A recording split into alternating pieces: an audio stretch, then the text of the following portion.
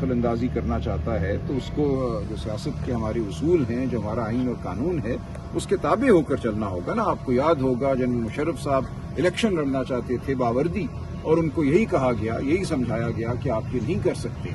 कायदे आज़म के इरशादात आपके सामने हैं। पाकिस्तान बनने के फौरन बाद जो उन्होंने तकारीर की, जब वो मुख्तलिफ छावनियों में गए, वो हमारे लिए मशले राह हैं। वो तकरीरें हर जगह उन्होंने ये कहा कि आप जो बावर्दी अफसरान हैं, आप ताबे हैं सिविलियन हुकूमत के, और ये चीज़ कभी आपको नहीं भूलनी।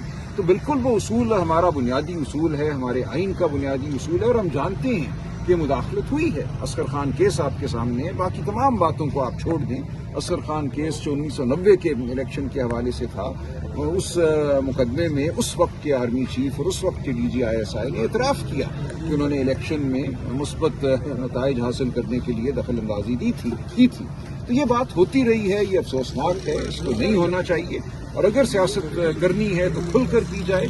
और जो सियासत के उसूल हैं, उसूल क्या हैं कि हर एक को बात करने का हक होना चाहिए। देखिए, पाकिस्तान में सियासत को एक जुर्म बना दिया गया है। पाकिस्तान में ये समझा गया है कि जो सियासी लीडर है, उसका ये फर्ज है कि गोलियों की बौछार में वो लोगों को लेकर चले और लोगों की शहादतें हों, वो खून उठाए, खुद खून में लथपथ हो। ये तो सियासत नहीं थी जो हमारे असलाफ ने की थी। कायदे आज़म की सियासत ये नहीं थी, सरदार अब्दुल रब बख्तर की सियासत ये नहीं थी। ये सियासत नहीं थी। सियासत हमेशा होती है बात करने की कि आप अपने जो नज़रियात हैं उनको आवाम के सामने रखें, आवाम से कहें कि उन नज़रियात का साथ दो, उन नज़रियात के हुसूल के लिए आप वोट डालें, उन नज़रियात के लिए आप सड़क पर चलें, अपनी आवाज़ बुलंद करें। सड़क पर चलना एक बुनियादी हक है, आवाज़ बुलंद करना एक बुनियादी हक है। तो ये है जिसको पूरी दुनिया में सियासत माना जाता है, चाहे वो चर्चिल हो, चाहे वो रूज़वेल्ट हो, चाहे वो कायदे आज़म हो।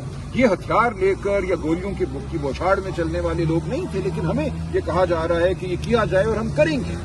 देखिए, पाकिस्तान में जो सूरत हाल पैदा कर दी गई है, सियासत को बिल्कुल इस मुल्क से नापैद कर दिया गया है। सियासत मेरी नज़र में एक इबादत है, लेकिन आज इस मुल्क में सियासत करने के लिए हमें ज़रूरत है जुर्रत की। हमें ज़रूरत है कि हम जो कुर्बानी है, जो आखिरी कुर्बानी है, वो देने के लिए भी तैयार हैं। सलमान कमराज साहब ऊपर कह रहे हैं कि आरा हो सकती हैं, हमें किसी को मोर्द इल्ज़ाम नहीं ठहराना चाहिए। किसी ने अपनी राय का इजहार कर दिया तो हर एक को हक है अपनी राय के इजहार का।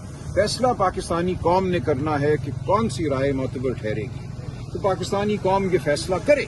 मैं भी ईरान से आया हूँ, वहाँ कौम का फैसला जो है हमने सड़कों पे देखा।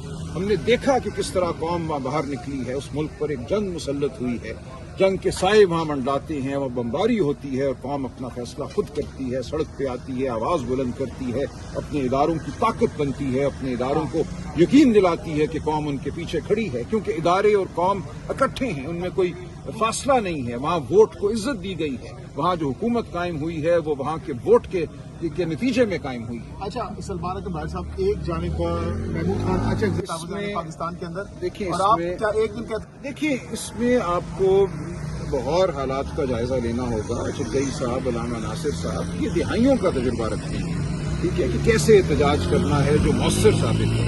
एक ये है एहतजाज का तरीका कि आप गए, एक जगह बैठ गए, इकट्ठे हो गए, फिर गोलियां चली, वाटर कैनन आई, तेजाब आप पे फेंका गया और आप तितर बितर हो गए और वो एहतजाज खत्म हो गया। जो आपका एक लामतनाही ना खत्म होने वाला एहतजाज था वो चंद घंटों में खत्म हो गया। एक ये सूरत हाल है।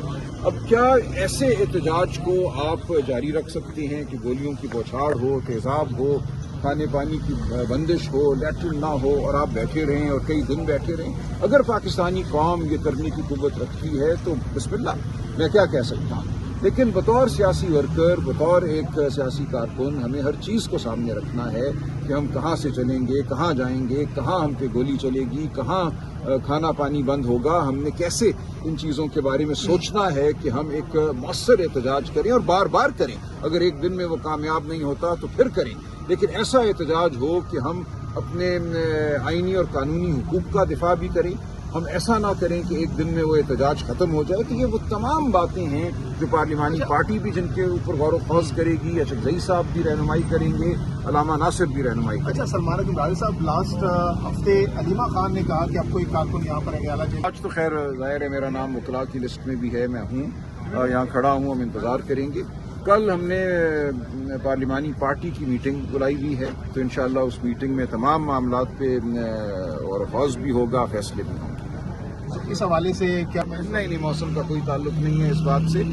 جو ہمیں کرنا چاہیے، جو ہم سمجھتے ہیں یا سمجھیں گے باہمی مشاورت کے نتیجے میں کہ مؤثر ہے وہ ہم کریں گے. موسم کا اس سے کوئی تعلق نہیں. مذاکرات کے آپشن پر بھی بات کی آپشن نظر نہیں آ رہی. اگر کسی کو کوئی اطلاع ہے تو ہمیں بتائے.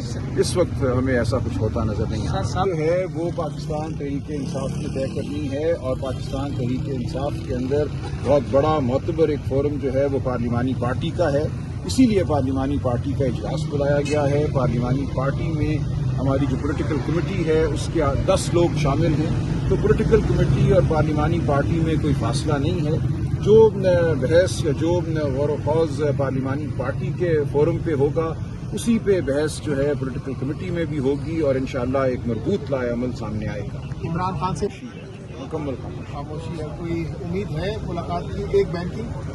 دیکھیے کچھ کہہ نہیں سکتے. امید کی کوئی وجہ تو نہیں ہے اس وقت میرے سامنے، لیکن یہاں تو بالکل ایک جبر کا قانون ہے نا. اندر کوئی فیصلہ کرے گا، کون فیصلہ کرے گا کہ ایک کو ملوا دو تو ملوا دیں گے. لیکن ہمارے پاس نہ کوئی قاعدہ ہے، نہ اس وقت کوئی ضابطۂ عمل ہے جس کی بنا پہ ہم کہیں کہ آج ایک بہن کی یا تینوں کی ملاقات. علیمہ خان آج نظر نہیں. 2 بہنیں موجود ہیں ان سے، وہ چترال میں ہیں. وہ میں نہیں کہہ سکتا، لیکن وہ خیبر پختونخوا کے دورے پہ ہیں. بہت شکریہ. بہت شکریہ.